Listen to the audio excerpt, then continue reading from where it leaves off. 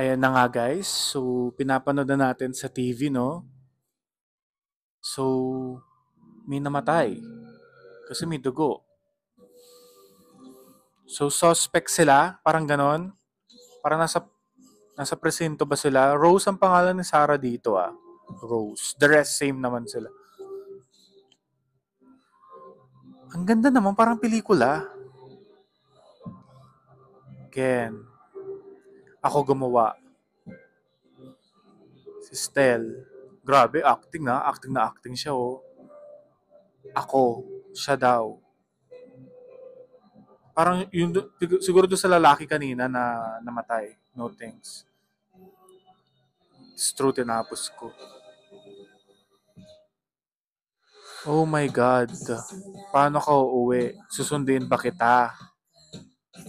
Huwag kang mag-alala ate, mag-iingat ako. So parang ate niya. Oo, kasalanan. Wait lang ha. Rose. Okay. So ano na nangyayari? Parang nanonood ako ng series talaga sa ganda ng visuals. Oo, ako nga. Grabe naman. SB19 may nakikita ko, mga actors. Let's go. Ito yung lalaki kanina. Relax lang tayo. Alam mo naman ano nangyari dati. So parang yung totoo. Ako. Si Justin yun. Si Stel. Parang kaibigan ni Josh itong lalaki, bro, yung date mo. Which is si Lily kasama ni Pablo na nag-uusap. Grabe, wait lang ha. Alam mo yung parang gusto ko yung music and at the same time gusto ko ring maliwanagan kung ano nga ba yung tema mahirap. Anong tema talaga ng pinapakita nila sa music video because it's like a series as well or short film na parang may acting din syempre pag nandiyan ka na sa harap. Grabe no, ang dark nung team and at the same time bagong-bago talaga ito sa panlasa ng mga 18 lalo na may kita natin mga ibang music video yung ginagawa nila, no? Ito kasi parang may pagka short drama eh. Which, by the way, ang galing ng mga acting din nila dito ah. Hindi yung parang cringy, alam mo yun? Di nagpapatawa si Victor. Oh my God.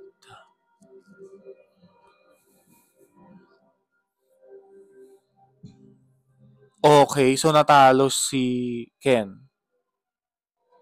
Di ko alam na nangyari noon. Pustahan, may nangyari. Okay. Naku, wala nang bawian. Grabe yung mga actingan nila dito ha. Talagang, SB19 ba to? Ayan. Oh, ito, gitara. Ito na lang. Wow, ang ganda naman nito. So, yun naman ko lagi ka naka-display. Yung gitara, bigyan nyo ng Pepe Smith kay Papa ko. May pagkano pa eh. Natawa pa ako dun eh. Ibaba mo yan. Sa'yo ba to? Kaya pare, ibaba mo na ngayon. Grabe yung actingan nila dito, in fairness. Pero sana may mga boses din sana. But still, yung acting nila, it's giving na rin. It's giving. Wow. Oh my God. Sinira. Basag. Binasag ni Victor. Itong si Justin, parang ganyan na ganyan din yung atake niya. Parang walang alam, ganon. Parang Detective Conan. Parang small but terrible yung datingan sa lahat ng tao sa mundo. Parang kala nila weak-weak lang siya.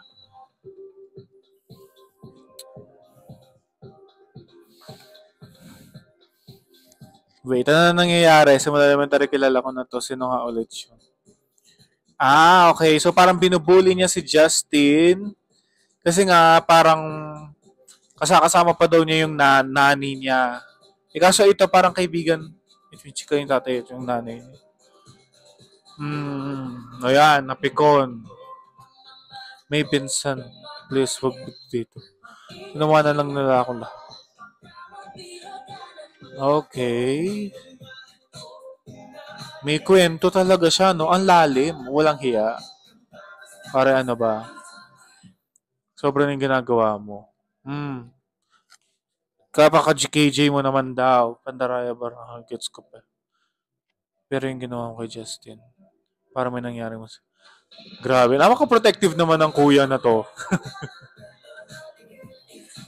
Okay. I like it. I like the scenes, siya ba si Lily? There's something na nangyari kay Lily. Baka pwede tayong mag-usap. Okay. May date ako tonight. Feeling ko si Victor. Bad news. Kaya ikaw hindi, please.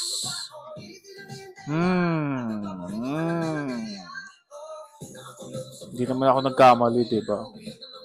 Okay, party mode. Ginawa ko naman ang lahat. Ayan na nga, nakita ng dalawa. Kasi si Lily, kapatid niya si Rose, si Sarah. So, sumama siya kay Victor, which is, he's a bad guy, you know naman kanina, di ba? Grabe, nakakamiss din si Sarah mag-acting. Alam mo yun? Parang wala pa ako nakita mga dark character o gray character niya na ginampanan niya sa pelikula sana. No? Parang unforgettable. It's a bit challenging as well. But yung ganito sana, no? Well, Sarah, bumalik ka na. Hindi ganun yung kapatid ko. Hindi ganun si Lily. Grabe na nakakamiss siya, oh. Sa lahat ba naman ng makikita ko, kumusta? Nasaan si Lily? Oh, si Lily. Pwede na makahingin ng tulong. Oh my God. Acting with Pablo and Sarah in one scene. Yun lang ang hiningi ko. Grabe, nakaka-intimidate kaya kay Xena si Sarah if ako si Pablo. Parang, pero tingnan mo naman, lumevel din si Pablo 2 minutes. Sa paga lang. So, may mangyayari. Oh my God, ayun na nga. Ayun na nga, bilisan mo na, Sarah G. Bilisan mo na yung kapatid mo.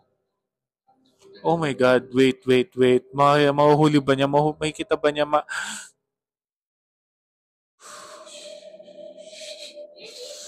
Ayan na nga. May boses na. May... Anong ginawa mo?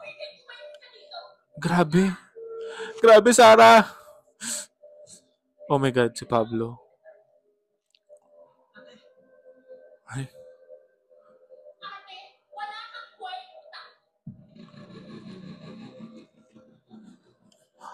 Grabe, tumas yung balahibo ko. Wait. Grabe yung pagkakasabi ni Sarah. Oh my God. Oh my God. It's giving. I like this collab. Grabe. Long overdue na nga eh.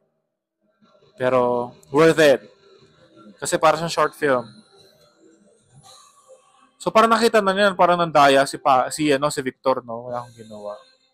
Gawa mo kay halika mag-usap tayo. Oh my God. Ayan na nga, may something na kulit nito lang ginagawa. O ba, ang daming nangyari. At si Victor may pakana, no? Oh my God. Oh, what's this doing? What's doing? Lagi kitang pinagtatakpan. Ito sobra na yan. So parang syempre si Josh, no? Yun yung pangat sa'yo. Hindi ka na pagkakatiwala. Siya pagkakatiwala. Umalis ka na dyan kung ganyan yung mga kaibigan mo, no? Ayan na nga. Ay. Oh my goodness. Oh my God.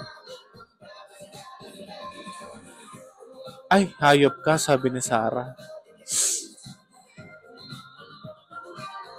Grabe, wait.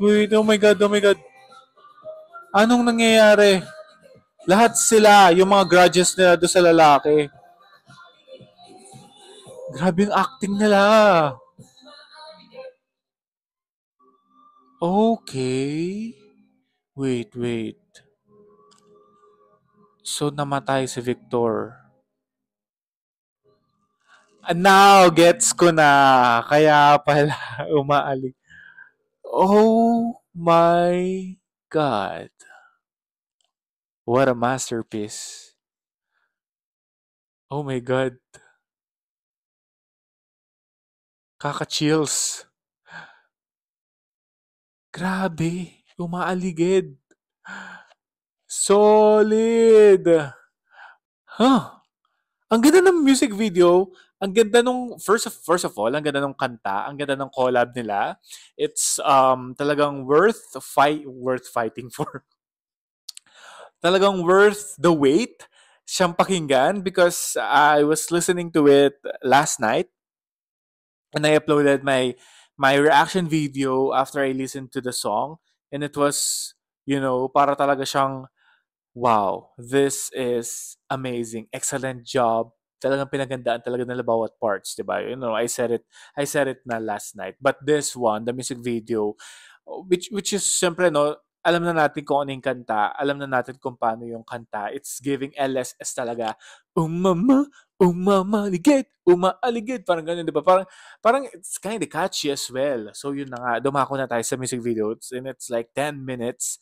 And I just watch it like now lang talaga kanina. So ito na nga, my uh, reaction, ay, ano ba yan? Parang mas ginalingan naman talaga ni Sarah G at SB19, no?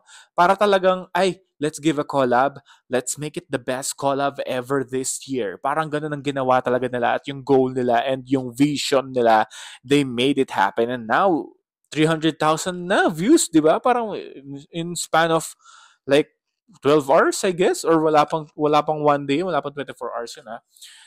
And, oh, the acting.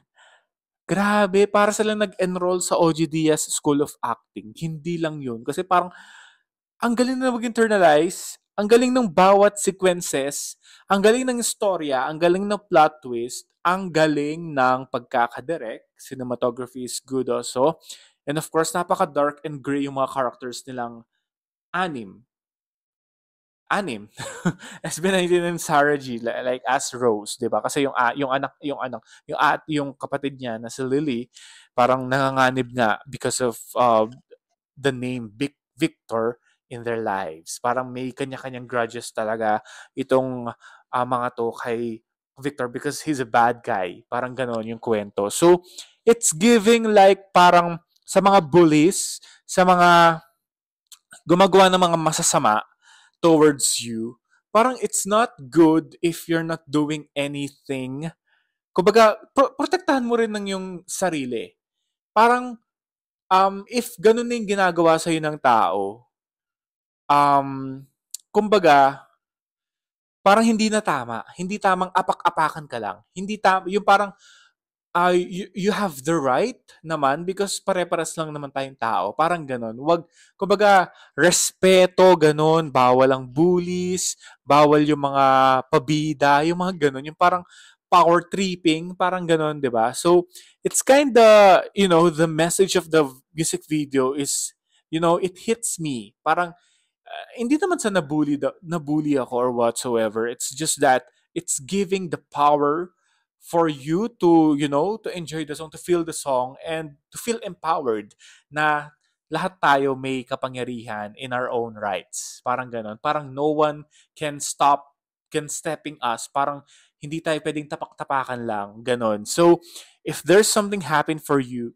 if there's something happened to you, parang, di ba, gumising ka, ah, tumayo ka at wag kang magpapadapa pa, wag kang magpapaapi. So, the music videos giving talaga like talagang tumayo yung balahibo ko.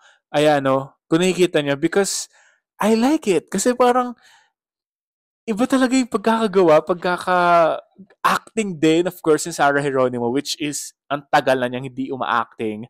Parang decade na ba? 2019 yung last niya or 28? Parang unforgettable ba? Pero this is something to look forward to if ever given a chance na magkaroon siya ng gray character or parang ganun na parang mystery or thriller sana na movie because bagay din niya ha. Sa mga popsters dyan, bagay din ni Sarah G yung ganitong tema. Yung parang stepping up na rin, 'di ba? Parang comfort zone kasi parang rom-com queen na rin siya in quite parang ilang ilang years na rin siyang rom-com queen because of her rom-com movies, right?